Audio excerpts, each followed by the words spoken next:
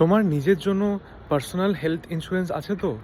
And তুমি যদি family person হও তাহলে ফ্যামিলির জন্য অ্যাড করে এটা ফ্যামিলি ফ্লোটার প্ল্যান বলে, তো তোমার ফ্যামিলির জন্য হেলথ ইন্স্যুরেন্স আছে তো? যদি না থাকে তাহলে এই ভিডিওটি দেখো।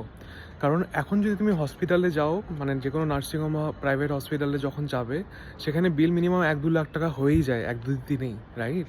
তো সেটা যখন তুমি তোমার নিজের জমানো টাকা থেকে দিতে যাবে, খুবই অসুবিধা হবে, তাই না? এবং সেটা আমি বেয়ার মিনিমাম বললাম, ওটা অনেক বাড়তেও পারে, 3, 4, 5 কোনো লিমিট নেই, কারেক্ট? যেভাবে হেলথ ইনফ্লেশন হচ্ছে আর কি চারদিকে। তো আর তোমার যে কারেন্ট জব আছে বা বিজনেস আছে, যে কোনো ক্ষেত্রেই হোক, জবের ক্ষেত্রে কী হতে পারে, তোমার company health insurance, corporate health insurance থাকতে পারে। বাট সেক্ষেত্রেও একটা ব্যাপার আছে যে যখন তুমি কোম্পানি ছেড়ে দেবে, হেলথ ইন্স্যুরেন্স চলে যাবে, আর কোম্পানি তখন ওটা বিয়ার করছে না, নতুন কোম্পানিতে যাবে, সেখানে কীরকম হেলথ ইন্স্যুরেন্স আছে জানো না। আর কোম্পানির ক্ষেত্রে কী হয়, তারা তাদের ট্যাক্স সেভিংসের জন্য সেই হিসাবে হেলথ ইন্স্যুরেন্স তাদের এমপ্লয়িদের জন্য নিয়ে আসে। তোমার কথা কি অতটা ভাবছে সে?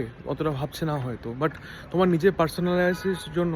কারণ হেলথ ইন্স্যুরেন্স কী হয়, যখন তোমার এজ বাড়তে থাকে না, তার প্রিমিয়ামটাও বাড়তে থাকে। তো তুমি যদি পরের দিকে ধরো 30-40 বা তারপরে হেলথ ইন্স্যুরেন্স নিতে যাও, তখন তোমার প্রিমিয়ামটা অনেকটাই বেড়ে যেতে পারে। তাই আগের থেকে একটা ইন্ডিপেন্ডেন্ট হেলথ ইন্স্যুরেন্স নাও, যেখানে তুমি তোমার, যদি তুমি বিবাহিত হও, ওয়াইফ, তোমার বাচ্চাকে অ্যাড করে রাখো, আর তোমার পেরেন্টসদের জন্য আলাদাভাবে health insurance now.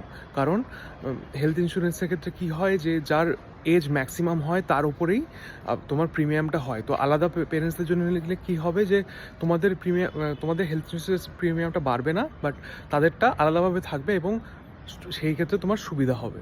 If you like this video, then follow and subscribe.